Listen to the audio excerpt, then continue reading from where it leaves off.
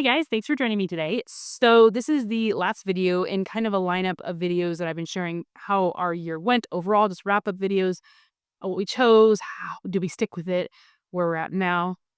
Um, and this video is part of a collaboration hosted by Davene over at Common the Chaos and Shauna at Homegrown Homeschool, where lots of other moms are kind of sharing their end of year review of their homeschool hits and misses wrap up videos. So check out the playlist below. I will link it in the description. Also check out Davene and Shauna's channels. They have some great resources, great information over there on homeschooling. So I recommend you go look at that.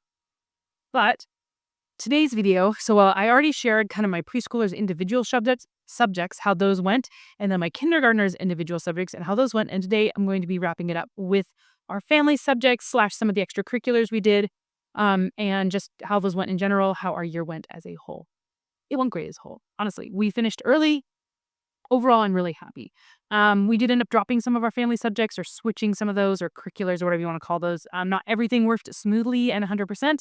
But looking back overall, I'm happy with how the whole year went. So there's the summary. You want to leave now? That's the end. No, I'm just kidding. But let's just jump into subjects. So for our Bible and worldview curriculum, we used Building on the Rock by Summit Ministries.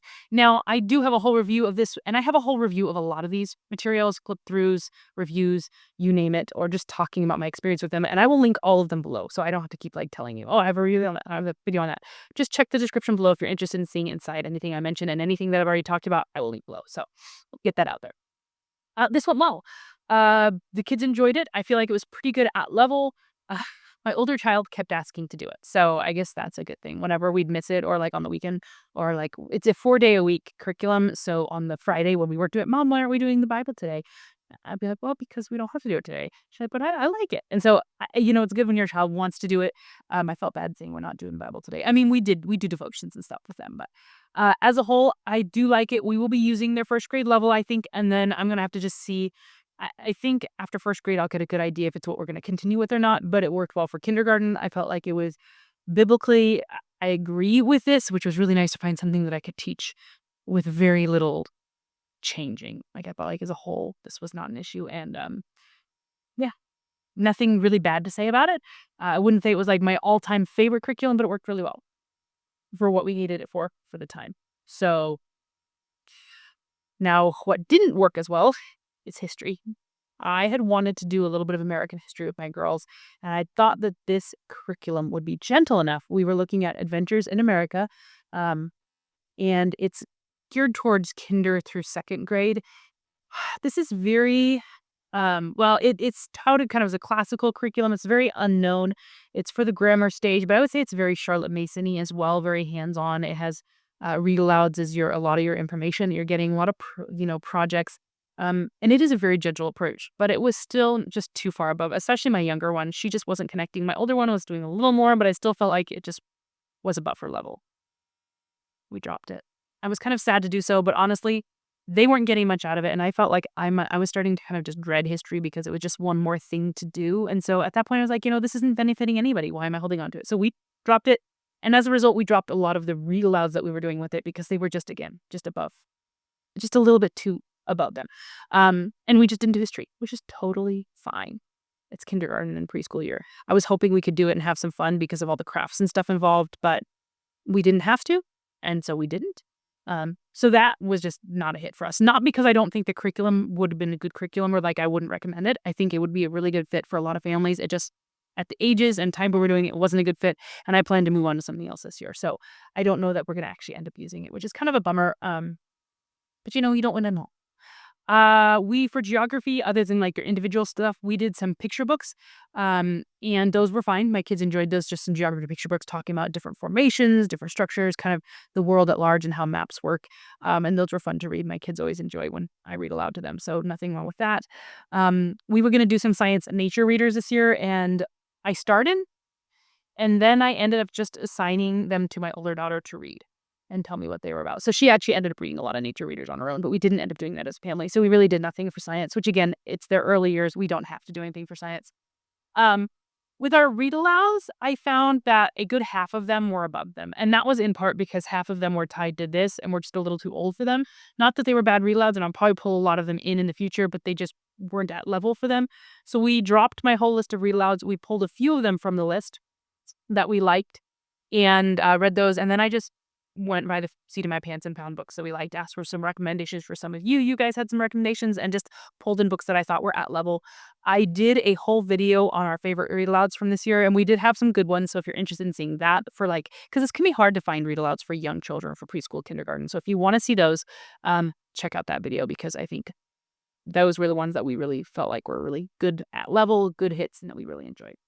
Okay, next, German. We started this year with German 1, and we made it about halfway through. I think this is like 40, 41 lessons. We made it around lesson 20, 18 to 20, before I called a pause because my younger daughter wasn't retaining as much as I'd hoped. She was kind of getting by, but not retaining as solidly as my older one. Oh, sorry. So I said, okay, well, let's stop. Let's just start back at the beginning. And that didn't really happen either. I don't know. I had a hard time making this work. I really like this curriculum in theory, but I haven't been able to make it work for me. So I don't know what to do that. I'm tentatively going to try over this summer and next year try to pull it in. I don't know if it's a scheduling thing that been doing like we did this at the end of the day, so it always was the thing that got dropped or what. And that if I could get it into our schedule, if that will make it better. But we made it halfway through, but I think we need to start over from the beginning for my kids because we dropped it for the second half of the year and they probably don't remember. Um, so yeah, I don't know what to say about this one. It didn't work as well as I was hoping it would work for this year. I really like it still, and I really would like to make it work, but I just don't know. So that's where this one kind of leaves me. So that's what we happened with that. Um, Piano for my older daughter. I wanted to teach her piano this year myself using my first piano adventures. This was my plan. I know piano a little bit. I taught myself. I'm not amazing, but I know enough to teach. I thought teach the beginning levels. And for various reasons, one was we had somebody staying with us for a while who was working here at our house, and so we were having a hard time finding a time to play piano that wasn't interrupting with their work. Um, and then two, again, it was just one of those things that got dropped at the end of the day. I just didn't have the energy and effort to teach her piano. It just didn't happen. We did a couple lessons and I was having a hard time with it and it just didn't happen. So we dropped it and I thought, well, what the heck? I'm just going to buy lessons next year. And then I came across a lot of people talking about Hoffman Academy. So I'm like, well, we'll try it. They have, they're free trials. And we tried it and we have loved it. So we stopped with the piano adventures and we have been doing Hoffman Academy for the second half of the year and it has been going wonderfully. My daughter loves it. She is doing so well. And while we are not a screen family in general, and I think that's the only thing we're really using computer for right now in our homeschool, it has been such a good fit and I'm so thankful for it. So that's been great. Okay, another thing we did this year is we were going through some like emotional health or safety books, stranger danger type things, mostly picture books with my kids, and that went well. I feel like we had some really good conversations around that. I plan to kind of continue those conversations this year. And then lastly, we were doing some swim lessons with my kids. We weren't doing like paying for lessons. My husband wanted to teach them himself, so we got a membership for our local rec center and just took them down weekly to bi-weekly. To really get familiar with that. And they made lots of strides this year. This year they did a lot. We didn't do it throughout the whole year. Some months we were better at it than others. But by the end of the year, they had really lost all their inhibitions and fear of water. They had no problem like just playing under the water, which was just such a huge step in kids, getting them with like fully comfortable with just immersion without having to hold their nose or be paranoid. And by the end of the year, my older daughter was learning how to back float really confidently, and they could both like swim under the water, as long as they could hold their breath for periods of time. And yeah, big strides. I would say we're right at the edge where they could actually start learning, form and how to do swimming and stuff. So we're going to continue with that this year. I don't know over the summer or if we'll just pick that up over the winter, but we're definitely in the realm of teaching my youngest ones or my oldest ones to swim. It's something I really value that they need that skill. I don't want to leave them in.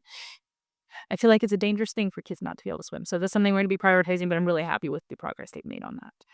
So that is pretty much what we did for family subjects, how it went. I'd love to know any thoughts you have. Again, don't forget to check out the playlist below where everybody else is sharing kind of what they did, how they've wrapped up their year, what things worked well, what didn't. And I look forward to sharing with you guys again soon.